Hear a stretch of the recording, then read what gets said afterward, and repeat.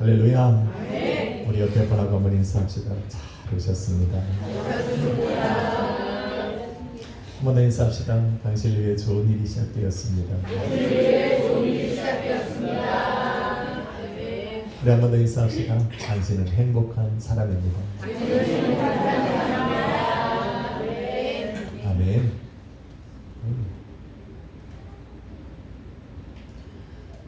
제목을 한번 같이 읽습니다. 시작. 돌이킨 후에 내 형제를 굳게 하라. 아멘. 성도의 신앙은 무엇일까?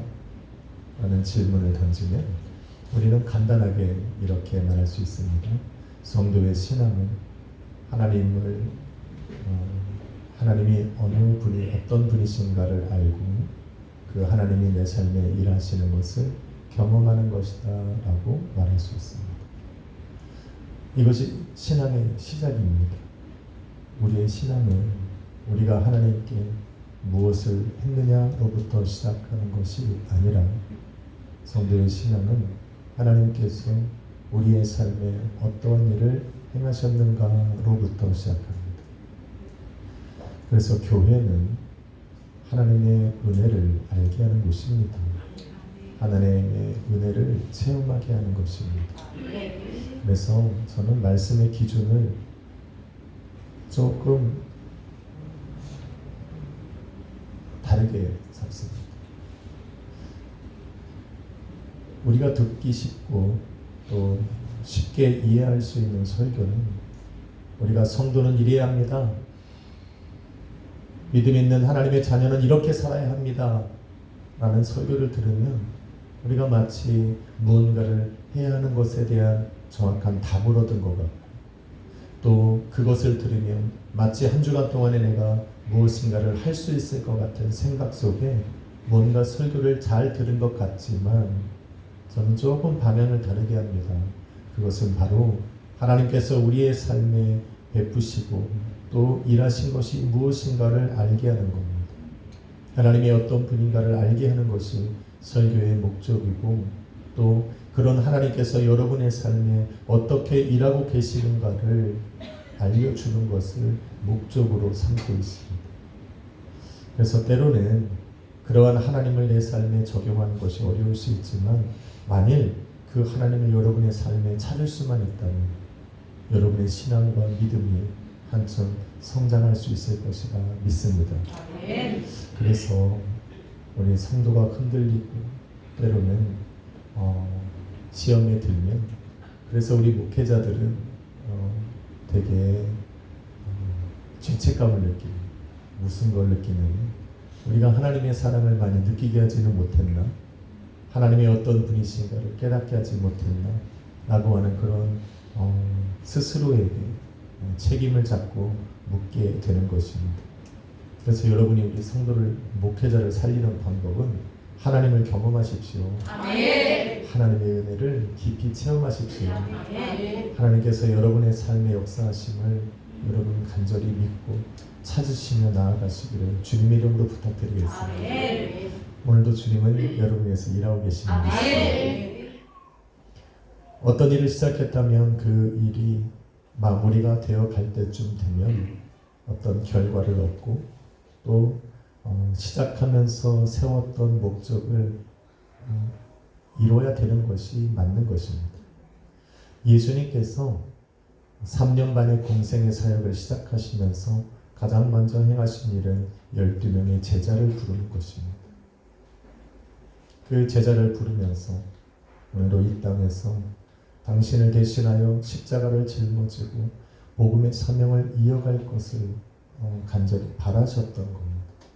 이제 3년 반의 공생에게 끝나갈 무렵에 아마도 예수님께서 목적하셨던 일들이 제자들의 삶 속에서 보여져야 할 것인데 이제 얼마 남지 않은 그 예수님의 이 땅의 사역들이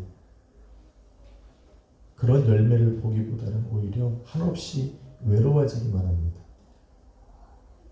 수많은 사람들이 예수님을 따라왔고 그들 중에는 수많은 제자들이 있었지만 이제는 모든 제자들이 거의 다 떠나가고 예수님께서 부르셨던 12명의 제자들만이 예수님 곁에 남아있습니다. 얼마나 허무하시겠습니까? 수많은 기적을 행하셨고 수많은 사람들을 찾아가서 위로하셨는데 결국 그 모든 그 5천 명이나 되었던 그 오병이의 사건 속에서 예수님과 함께 했던 사람들마저 다 떠나고 이제 예수님 곁에는 12명이나 남아있어요. 그런데 그 12명 중에서도 한 명은 예수님을 팔아넘길 생각으로 계획을 갖고 있고 또 나머지 제자들은 계속해서 누가 우리들 중에 크냐, 누가 우리들 중에 가장 높은 자리에 앉아야 하느냐라는 제목으로 서로 다투고 있습니다. 예수님은 끊임없이 제자들에게 당신에게 임박한 고난과 십자가의 죽음을 말씀하고 계시는데 제자들은 그거에 관심이 없습니다. 예수님은 계속해서 당신으로 인하여서 이루어질 하나님 나라에 관하여 말씀하고 계시는데 제자들은 여전히 세상에 관심이 있습니다. 이쯤 되면 예수님께서 그들을 책망하실 법도 한데 예수님은 오히려 그들을 책망하시기보다 그들을 위해서 섬기는 자리에 앉으셨고 그들을 오히려 섬기시는 것을 볼 수가 있습니다. 그뿐만 아니라 예수님께서는 과거의 제자들 또 현재의 그 연약한 제자들을 바라보시는 것이 아니라 그들이 앞으로 그들이 예수 그리스도의 십자가로 인해서 예수님의 제자됨으로 인해서 당해야 될 그들의 미래 또한 그들에게 성령이 임하셔서 앞으로 그들을 통해 역사에 가실 하나님의 능력을 그들의 삶을 통해 바라보셨다는 겁니다. 만일 하나님께서 우리의 과거에 집중하셨다면 우리는 이 자리에 있지 못할 겁니다. 현재의 우리 연약함 속에 있는 우리의 자신을 바라보셨다면 우리는 하나님 앞에 담대하게 설 수 없을 겁니다. 그럼에도 불구하고 예수님께서는 여전히 우리를 세우셨고 우리를 성도라 부르시고 하나님의 예배의 자리에 우리를 인도하셨다는 겁니다. 오늘 제자들을 통해서 우리 하나님께서 예수님께서 그들을 세우시기 위하여 어떠한 일을 행하셨는가를 우리는 찾아볼 수 있습니다. 첫째로 그들이 구하고 소망하는 것보다 더 큰 소망을 그들에게 허락해 주십니다. 에베소서 3장 20절 말씀을 우리는 기억합니다. 우리 안에 역사하시는 능력대로 우리가 구하거나 생각하는 모든 것에 더 넘치도록 능히 하실 분이시다 말했습니다. 이런 분이 우리 예수입니다. 우리가 구하고 생각하는 것보다 더 크게 역사하실 분이 바로 예수님이십니다. 여러분 제자들의 관심이 지금 어디 있습니까? 이 땅에서 예수님께서 세우실 그 나라에 들어가서 누가 더 큰 자리에 앉아서 섬김을 받고 또 그들을 다스릴 것인가에 관심을 갖고 살아가는 그들. 그래서 예수님은 그들에게 하나님의 나라에 관심을 두고 너희를 지금 이 자리로 부르신 하나님께 감사하고 책망하기보다 오히려 이 땅에 잠시 후면 사라질 이 땅에서 누가 더 높은 자리에 앉을 것인가를 생각하고 있는 그 제자들에게 영원하신 하나님의 나라를 선물로 주고 있다는 것. 그들의 생각 속에서는 이 땅에 가장 큰 자가 되고 이 땅에서 높은 자가 되기를 원하는데 오히려 예수님께서는 영원하신 하나님의 나라에 그 자리에 앉아서 나와 함께 먹고 마시며 너희가 12지파를 다스릴 수 있는 권세를 지금 그들에게 허락해 주고 있다는 겁니다. 놀라우신 은혜입니다. 할렐루야. 그들이 생각하는 것 이상으로 우리 하나님은 그들에게 소망을 허락해 주고 있는 겁니다. 성도를 무너뜨리는 것이 무엇일까? 여러분 곰곰이 생각하면 성도의 과거이고 또 연약한 현재입니다. 그런데 성도가 과거와 현재의 연약함으로 인해서 무너지면 미래 또한 무너집니다. 그래서 예수님은 항상 우리에게 미래의 소망을 주시는 겁니다. 왜? 우리의 미래가 살기 위해서는 현재의 소망을 갖게 하는 것입니다. 소망이 없으면 미래가 무너집니다. 소망이 없는 사람은 내일을 기대하지 못합니다. 소망이 끊어지면 아무리 현재가 좋아도 그 사람에게는 오늘 하루가 무의미할 뿐입니다. 할렐루야. 소망의 주가 되신 예수님을 붙잡으시길 주님의 이름으로 축원합니다. 우리는 무언가 내일의 큰 일을 꿈꾸고 그것에 소망을 갖지만 그 소망은 우리가 이루어지는 것이 아닙니다. 오늘도 예수님께서는 저와 여러분이 생각한 내일의 소망보다 더 크고 놀라우신 일들을 계획하고 허락해 주셨으리라 믿습니다. 두 번째로 행하신 일은 우리의 믿음이 떨어지지 않도록 중보기도 하신다는 겁니다. 중보기도 하십니다. 디모데전서 2장 5절에는 하나님은 한 분이시요 하나님과 사람 사이의 중보자도 한 분이시니 곧 그리스도 예수시라 말씀입니다. 저와 여러분이 읽은 본문은 왜 예수님께서 우리를 위해 계속하여 중보 기도하셔야 하는가, 왜 우리의 믿음이 떨어지지 않기를 위하여 예수님께서 기도하셔야 하는가에 대한 분명한 이유를 알려주고 있습니다. 그것은 31절 말씀에 보니 사탄이 우리를 밀가부르듯 요구하고 있기 때문에 그렇습니다. 밀가부르듯 요구한다. 가을날에 밀을 주스하면 밀을 거둬야 되잖아. 알곡과 쭉정이를 나눠야 됩니다. 그래서 밀을 그 키 자리에 넣고 채질을 하기 시작합니다. 그러면 그곳에 남는 것은 알곡만 남습니다. 사탄이 우리를 계속하여 우리를 시험대에 놓고 우리의 믿음을 흔들어 봅니다. 우리가 믿음이 있는 알곡 성도인지 아니면 쭉정이만 남아있는 그런 성도인지를 구분하기 위해서 계속하여 우리를 청구하더라는 거예요. 우리를 참소한다라는 거예요. 예수님 보십시오. 저들은 알곡이 아니라 쭉정입니다 라는 것을 드러내어 밝히기 위해서 계속하여 예수님에게 그들을 청구하고 있다는 거예요. 베드로는 전혀 모르죠. 베드로는 모릅니다. 사탄이 자기를 지금 밀가부르듯 청구하고 있다는 것을, 요구하고 있다는 것을 모릅니다. 그래서 끊임없이 자기의 자랑을 내려놓습니다. 베드로는 겉으로 보기에는 정말 참신한 신앙인이 믿음이 강한 사람처럼 보입니다. 오늘 본문 말씀에도 보면 예수님께서는 끊임없이 당신의 고난과 죽음에 대해서 이야기를 하고 있는데 베드로는 그 앞에 서서 뭐라고 말합니까? 주여, 내가 옥에도 함께 갈 것이고 죽음의 자리까지도 당신과 함께 하기로 결단합니다. 내가 그런 각오를 세웠다는 거예요. 얼마나 믿음 있는 사람처럼 보입니까? 얼마나 대단한 사람처럼 보입니까? 제가 토론토에서 사역을 할 때 많은 성도들이 왔다 갔습니다. 수많은 성도들이 그 앞을 지나갔습니다. 수많은 성도들이 교회에 왔다가 또 교회를 나가는 그 많은 일들을 저는 경험하며 살았습니다. 대부분 어떤 사람들이 시험에 들으냐면 이런 베드로와 같은 각오를 하는 사람입니다. 저는 The Church of Promise, the member of the Church of Promise. 나는 약속의 교회 성도입니다. 목사님 한번 끝까지 가보시죠. 교회도 건축하고 우리 토론토에서 한번 큰 교회 세워보겠다는. 저는 그 말을 들을 때마다 마음이 불안합니다. 어떤 마음이 불안합니다. 그런 다짐을 하는 사람들마다 얼마 가지 못하고 사단의 그 밀가부르 앞에 여지없이 넘어지는 것을 보죠. 사탄도 우리를 너무 잘 알죠. 사탄이 우리를 너무 잘 알아요. 나보다 나를 더 잘 아는 분이 두 분 계신데 한 분은 하나님이시고 한 놈은 사탄이에요. 사탄을 내가 분이라고 부를 수는 없지.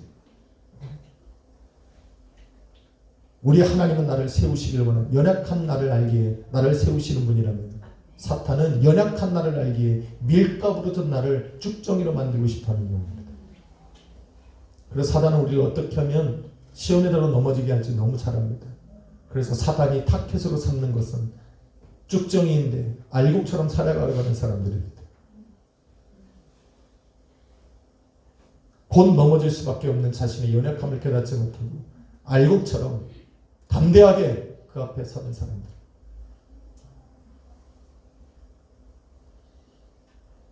사단이 우리를 밀가부르듯 시험하면 여지없이 넘어지는 게 우리입니다. 여러분만 그런 것이 아니라 저 또한 그렇습니다. 저 또한 그런 것이 아니라 베드로도 그렇습니다. 얼마 지나지 않아 베드로가 예수님께서 대제사장의 병사들에게 잡혔을 때 그 뜰로 잡혀갑니다. 베드로도 따라갑니다. 자신이 말한 것이 있으니까 대단한 각오를 하고 그 자리에 함께 갑니다. 그러나 한 여종의 말 한마디에 속절없이 무너집니다. 예수님을 모른다고 부인합니다. 두 번째는 예수님을 저주합니다. 마지막 세 번째는 예수님을 버리고 도망칩니다. 사단이 밀가부르듯 우리를 청구하고 시험하면 우리는 버텨낼 사람이 아닙니다. 왜? 우리는 연약한 육체 안에 거하기 때문에 그렇습니다. 우리는 이것을 인정해야 된다는 거예요. 나는 시험에 이길 수 있어. 나는 믿음의 선한 싸움을 싸우며 이 시험에서 나는 능히 이길 수 있어라고 다짐할 수 있는 사람들이 아니라는 겁니다. 우리는 그것을 인정하자는 겁니다. 우리가 이것을 인정하지 못하면 사단에게 주는 그 시험에 우리가 넘어졌을 때 우리의 모든 것을 잃어버리게 되는 겁니다. 우리는 연약한 존재입니다. 그러나 우리는 여전히 예배하고 있습니다. 왜? 예수님께서 우리의 믿음이 떨어지지 않기를 위하여 기도하고 계십니다. 이것이 은혜입니다. 내가 이 자리에 서서 예배하는 것은 하나님의 은혜입니다. 내가 여전히 연약한 존재로 살아가지만 오늘도 나를 부르셔서 우리 주님을 예배하고 찬양하고 우리 주의 이름으로 기도할 수 있는 것은 하나님의 은혜입니다. 내가 오늘도 하나님의 자녀로 살아갈 수 있는 것은 하나님의 은혜입니다. 내가 무엇을 해서가 아니라 내가 무엇을 할 수 있는 선한 사람이 아니라 하나님이 오늘 나를 예수 그리스도의 피로 값주고 사신 나의 자녀로 삼으신 그 은혜 때문입니다. 우리가 이것을 잃어버리지 말자는 거예요. 사단이 우리를 밀가부르듯 우리를 쭉정이라고 불러도 우리가 그런 쭉정이의 삶을 살아가고 그런 신앙밖에 되지 않아도 여전히 내가 하나님의 자녀로 세상 앞에 담대히 설 수 있는 것은 오늘도 나를 위해 기도하시는 예수 그리스도의 은혜 때문입니다. 왜 우리는 자꾸 이것을 착각해야 하냐는 거예요. 착각하지 말라는 거예요. 오늘 내가 하나님을 예배할 수 있는 것 하나님의 은혜입니다. 물론 내가 하나님 앞에 담대하게 설 수 있는 건 하나님의 은혜예요. 나의 결단이 아니라는 거예요. 내 노력이 아니라는 거예요. 내가 선하게 살아가고 그렇게 행동했기 때문이 아니라는 거예요. 오늘 하나님이 나를 부르셨고 나를 택하여 주셨기 때문이라는 것을 기억해야 합니다. 우리는 이것을 잊지 말아야 합니다.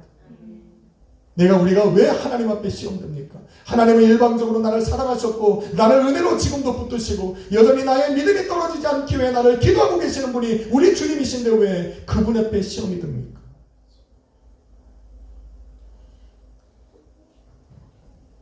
예수님께서 말씀하시는 것은 너희는 내 안에 거하라.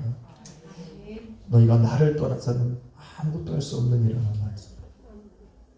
오늘도 예수님께서 나를 위하여 나의 믿음이 떨어지지 않기를 위하여 기도하시기에 오늘도 나는 이 자리에 서 있어요. 그것이 하나님의 은혜이고 그것을 깨닫는 것이 우리의 신앙이며 믿음입니다. 우리 또한 시험에 넘어지고 실패합니다. 어떤 사람들은 예수님께서 믿음이 떨어지지 않기를 위해 기도했는데 왜 베드로는 예수님을 부인하고 저주하고 도망치며 그 믿음의 모든 것을 잃어버렸을까? 예수님의 중보기도조차 능력이 없는 것은 아닌가? 라는 질문을 던지기도 합니다. 예수님의 중보기도가 그렇게 힘이 없다면 오늘 목회자들의 기도는 또 성도들의 중보기도 또한 어떻겠냐라는 겁니다.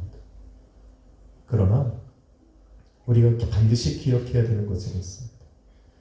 신학자 캠벨 몰간이라고 하는 신학자는 이렇게 이야기합니다. 베드로가 예수님을 부인하고 저주하고 도망쳤을 때 베드로는 믿음을 상실한 것이 아니다. 다만 믿음으로 가졌던 용기가 사라졌을 뿐이다 라는 것. 사단이 밀가부르듯 주는 그 시험 앞에 속절없이 무너진 자기 자신을 발견하게 된 것. 그렇게 믿음 있는 사람처럼 예수님 앞에 얘기했고 마치 믿음 있는 알곡처럼 예수님에게 행동했던 그 모든 것이 아무것도 아니라는 것을 깨달았던 베드로가 드디어 믿음으로 일어설 수 있는 용기마저 사라지게 된 겁니다. 그전에는 자신에게 믿음이 있다고 생각을 했습니다. 이 믿음으로 나는 예수님과 함께 옥에도 갈 수 있고 죽음의 자리까지도 갈 수 있을 거라고 생각을 했습니다. 그런데 속절없이 시험 앞에 무너지고 흔들리고 있는 자신 앞에 그 용기를 잃어버린 것. 예수님 앞에 다시 설 수 있는 그 힘을 잃어버리고 믿음의 선한 싸움을 싸울 수 있는 그 용기가 사라진 겁니다. 그래서 그는 그 실패의 자리에서 낙심하고 좌절하며 예수님을 만나지 않았던 그 과거의 모습으로 돌아가 버린 겁니다. 그리고는 예수님을 알지 못했던 그 삶으로 돌아가 그 갈릴리 바다에서 고기를 잡기 위해 그물을 던지고 있습니다. 예수님은 32절 후반부에 이렇게 말씀합니다. 베드로야, 너는 돌이켜 내 형제를 굳게 하라고 합니다. 돌이키라고 하는 것은 예수님은 베드로를 향해서 그가 시험에 넘어지지 않을 거라고 말씀하신 것이 아니라 너는 시험에 넘어질 수 있지만 그 넘어진 그 자리에서 돌이켜 일어나라는 겁니다. 예수님께서 오늘 베드로가 믿음이 떨어지지 않기를 위해서 기도한 것은 그 시험을 능히 이길 만한 믿음을 끝까지 붙들라고 기도한 것이 아니라, 잘 들으십시오. 잘 들으십시오. 예수님께서 너희의 믿음이 떨어지지 않기를 위해 기도한 것은 너희가 사단의 시험 앞에 밀가부로 타는 그 사단의 그 요구 앞에 너희는 속절없이 무너질 수 있지만 그 믿음마저 상실하지 말고 너희에게 선물로 주신 그 믿음의 자리에서 다시 일어날 수 있는 용기를 갖기 위하여 예수님이 기도하셨다라는 거예요. 아멘. 그래서 예수님이 베드로를 찾아가신 거예요. 아멘. 베드로는 자신의 연약함과 부딪혀서 용기를 잃어버리고 자기의 과거로 돌아갔지만 예수님은 포기하지 않았다는 거예요. 그래서 그를 다시 찾아가셨어요. 그리고 그의 마음 깊은 곳에 아직 남아있는 그의 믿음의 눈을 두드리십니다. 그리고는 이렇게 묻지 않습니다. 베드로야, 내가 나를 사랑하느냐?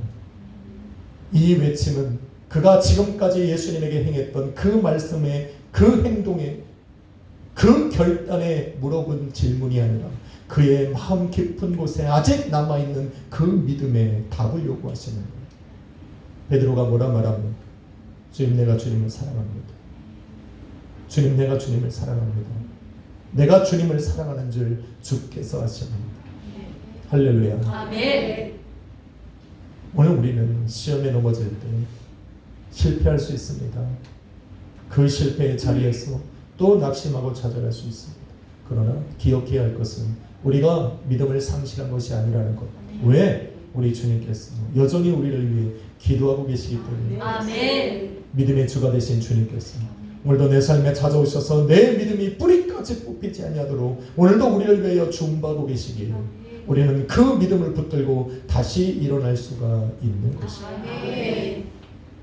예수님이 기도하신 것처럼, 예수님이 우리에게 바라시는 것처럼 우리는 실패의 자리에서도 비록 우리의 믿음과 믿음의 용기가 바닥을 치고 우리 안에서 완전히 소멸되었다 할지라도 오늘도 우리를 위해 기도하시는 예수 그리스도의 그 기도의 능력을 힘입어 다시 돌이켜야 할 줄로 믿습니다. 마지막 세 번째는 결론이 아닙니다. 반주가 나오니까 끝 해야 될 것 같습니다. 마지막 세 번째는 실패한 자리에서 다시 일어날 수 있는 소망을 주셨다는 것. 우리가 실패의 자리에서 다시 일어나려면 뭔가 우리를 세우는 무언가가 필요한데 그것이 바로 서두에 말씀드린 것처럼 내일을 향한 소망입니다. 소망이 없다면 내가 일어나야 할 목적을 찾지 못한다면 그는 일어나지 못할 겁니다. 그래서 예수님은 베드로에게 소망을 주신 거예요. 다시 일어날 수 있는 희망을 주신 거예요. 너가 다시 일어나야만 하는 목적을 분명히 알려주신 겁니다. 그것이 무엇입니까? 32절에 보니 너는 돌이킨 후에 내 형제를 굳게 하라라고 말씀합니다. 굳게 하다 무슨 말인지 아십니까? 확신 있게 행하게 하라 그런 거예요. 확신 있게 행하게 하라. 너는 돌이킨 후에 내 형제가 확신 있게 다시 일어나 행하게 하라라는 것입니다. 베드로는 지금 용기를 잃어버린 상태입니다. 마귀의 그 밀가부로 타는 시험 앞에 완전히 실패한 사람입니다. 용기를 잃어버린 사람입니다. 예수님께서 그를 찾아가서 그의 마지막 남은 믿음 앞에 문을 두드리고 그를 다시 일으켜 세우며 너는 내 양을 치라, 내 양을 먹이라, 내 양을 먹이라 말씀하시며 그가 다시 일어나야 할 목적을 주신 거예요. 아직도 내가 너를 사랑하고 있고 너를 부르신 뜻을 접지 않았고 여전히 너를 위해 기도하고 있음을 알려주심으로 베드로로 일어나게 하신 겁니다. 그래서 확신 있게 일어난 거예요. 아, 나는 다시 일어날 수 있구나. 다시 일어나야 하는구나.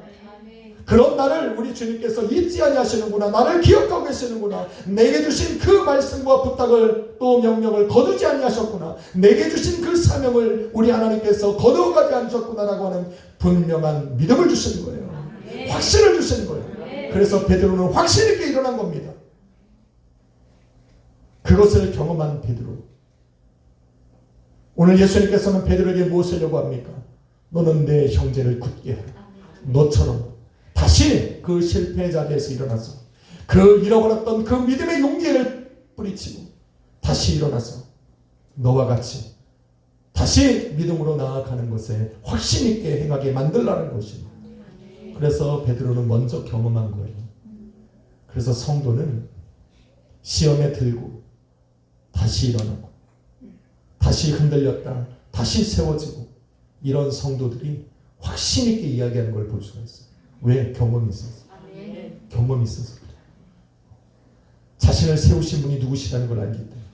그래서 우리를 저 바닥 끝에서부터 나를 세우신 분이, 나를 다시 기억하신 분이 바로 예수 그리스도의 은혜라는 것을 깨달은 그 성도는 다른 형제들도 굳게 할 수 있습니다. 아멘. 그래서 은혜예요. 아멘. 우리 교회는 다 그런 분이잖아. 한번 인사합시다. 당신도 이렇게 말하면 되나? 인사합시다. 저도 그렇습니다.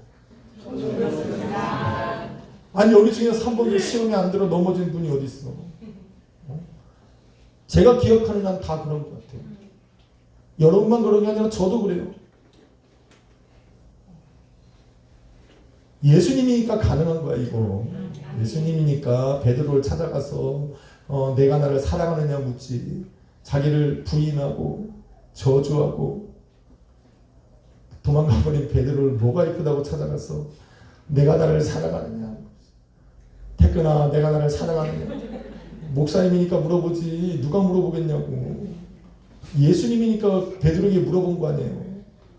다 그런 질문 받아서 일로 온 거 아니에요? 아멘. 하나님 은혜입니다. 아멘. 이 하나님의 은혜가 빠지면 우리 아무것도 아니에요. 축복이를 부르신 거 하나님의 은혜입니다. 아멘. 우리 바울이가 이 자리에 있는 거 하나님의 은혜입니다. 아멘.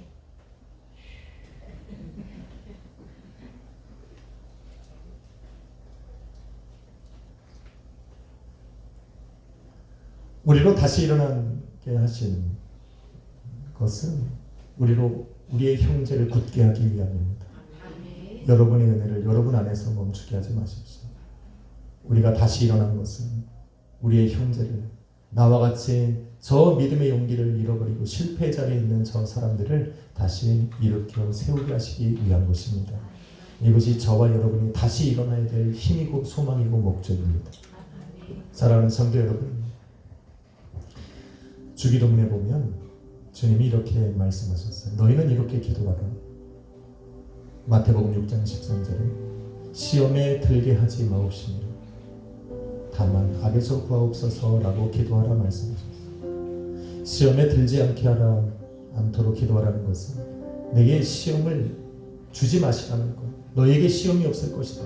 시험이 너에게 찾아가도 너희는 그 시험을 능히 이길 것이다 라고 말씀하신 것이 아니라 오늘 계속하여 우리를 밀가부르듯 시험하는 그 사단의 시험이 너희에게 있을 것이고 너희는 베드로처럼 그 시험에 무너져 용기를 잃어버릴 수 있지만 그 용기를 잃어버리며 믿음까지 상실하지 않도록 기도하라라는 겁니다. 네. 할렐루야. 네. 이것이 우리 주님께서 우리에게 원하시는 겁니다. 우리는 시험에 넘어질 수 있습니다. 그래서 다시 일어날 용기가 생기지 않을 수도 있습니다.